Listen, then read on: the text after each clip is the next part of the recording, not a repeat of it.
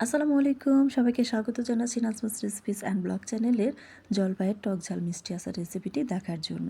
এই আচারটা এত বেশি টেস্টি হয় যে আপনারা বানানোর সাথে সাথেই দেখবেন আচারটা ফোড়াতে শুরু করে দিয়েছে। এই আচারটা আপনারা খেতে পারবেন ভাতের সাথে, ডাল দিয়ে, এমনি খেতে পারবেন, খিচুড়ির সাথে খেতে পারবেন, বোয়ার সাথে খেতে পারবেন। এটা যেটা ইচ্ছে সেটা দিয়ে কিন্তু খাওয়া যাবে। এর জন্য নিয়ে নিয়েছি এখানে আমি 2 কেজি পরিমাণ জলপাই। এই আচারটা আমার বাসায় অনেক বেশি চাহিদা, আর আমার মেয়ে এই জলপাইয়ের আচারটা ছাড়া কিন্তু কোনোভাবেই খেতে চায় না বোয়াটা।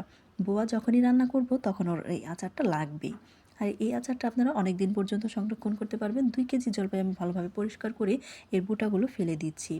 অবশ্যই ভালোভাবে ধুয়ে নিতে হবে। আর যারা আমার ফেসবুক চ্যানেল থেকে যে দেখছেন তারা আমার ভিডিওটি লাইক কমেন্ট করে দিবেন এবং চ্যানেলটি ফলো দিয়ে দিবেন। ইউটিউব থেকে হলে চ্যানেলটি সাবস্ক্রাইব করে রাখবেন। সবগুলো জলপাই একটি পাতিলের মধ্যে নিয়ে নিয়েছি। দিয়ে দিচ্ছি 1 চামচ পরিমাণ লবণ, 1 চামচ হলুদের গুঁড়ি, 2 চামচ মরিচের গুঁড়ি, 1 চামচ ধনিয়ার গুঁড়ি, 1.5 টেবিল চামচ আদা ও রসুন বাটা। পরিমাণ মতো পানি দিয়ে ভালোভাবে নেড়ে চেড়ে ঢাকনা দিয়ে চুলায় বসিয়ে দেবো একদম ফুল আছে। এটা কিন্তু অনেক ভালোভাবে সিদ্ধ করতে হবে, এর জন্য একটু পানির পরিমাণটা বাড়িয়ে দিতে হবে। দেখতে পাচ্ছেন আমি কিন্তু একবার নেড়ে চেড়ে দিচ্ছি। ঢাকনা দিয়ে এবার চুলায় বসিয়ে দিচ্ছি। চুলায় বসিয়ে দিয়ে অপেক্ষা করব একটি বলক আসার জন্য। বলক চলে আসলে ঢাকনা তুলে আমি একটু নেড়ে আবারও ঢাকনা দিয়ে রান্না করব যতক্ষণ না পর্যন্ত এর পানিগুলো একদম শুকিয়ে যাচ্ছে। দেখতে পাচ্ছেন জলপাই কিন্তু ফাটতে শুরু করেছে। আমি মাঝে কয়েকবার ঢাকনা তুলে নেড়ে ছেড়ে দিয়েছি যেন নিচের তলায় লেগে না যায়।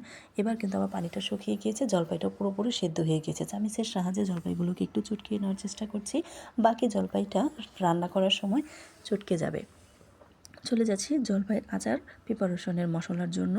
তৈরি করে নিচ্ছি এখানে এলাচ, দারচিনি, তেজপাতা দিয়ে দিয়েছি 10-12টি শুকনো মরিচ। এখানে 3টি তেজপাতা দিয়েছি, আর দিয়েছি 1 ইঞ্চি পরিমাণ 4 টুকরো দারচিনি, আর 5টি এলাচ দিয়ে দিয়েছি 2 টেবিল চামচ পরিমাণ পাঁচফোড়ন। এগুলোকে ভালোভাবে একটু লো আঁচে তাওয়াতে ভেজে নিচ্ছি। এবার নামিয়ে সাইডে রেখে দিচ্ছি। দিয়ে দিচ্ছি এখানে 3 টেবিল চামচ পরিমাণ সরিষার তেল, একটি শুকনো মরিচ, আর এখানে দিয়ে দিয়েছি 1/4 চামচ করে সরিষা, পাঁচফোড়ন এবং জিরা।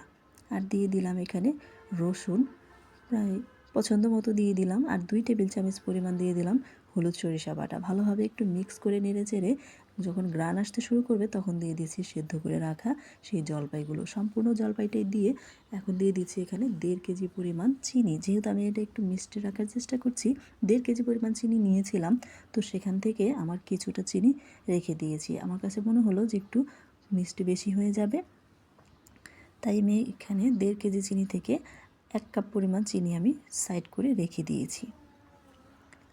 ভালোভাবে মিক্স করে নিয়েছি। দেখতে পাচ্ছেন জলপাইগুলো কিন্তু পানি ছেড়ে দিয়েছে চিনির কারণে। এখান দিয়ে দিয়েছি 1 কাপ পরিমাণ ভিনেগার। এই ভিনেগার দেওয়ার কারণেই কিন্তু জলপাইটা অনেক দিন ভালো থাকবে। এটা রোদে দেওয়ারও কিন্তু কোনো প্রয়োজন হবে না।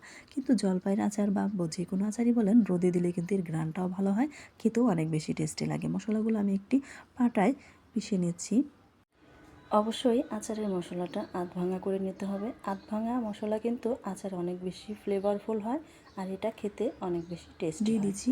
এবার সম্পূর্ণ মশলাটাই ঢেলে আর দিয়ে দিলাম 1/4 চামচ করে জিরা ও গরম মশলার গুঁড়ি, দিয়ে দিলাম 1 টেবিল চামচ পরিমাণ বিট লবণ।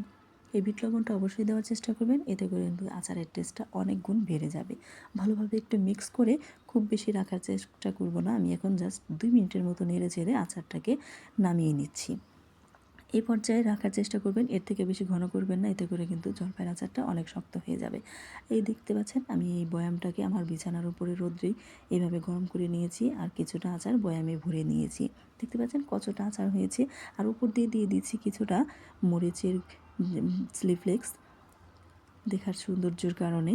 দেখতে পাচ্ছেন কত সুন্দর হয়েছে। অবশ্যই বাড়িতে এভাবে করে একবার ট্রাই করবেন, আর ট্রাই করলে কেমন লাগলো অবশ্যই আমাদেরকে কমেন্ট বক্সে জানাতে পারেন। আজকের মতো এই পর্যন্তই। সবাই অনেক বেশি ভালো থাকবেন, আমাদের জন্য দোয়া করবেন, আর এরকম নতুন নতুন ভিডিও পাওয়ার জন্য আমাদের সঙ্গেই থাকবেন ইউটিউব এবং ফেসবুক চ্যানেল।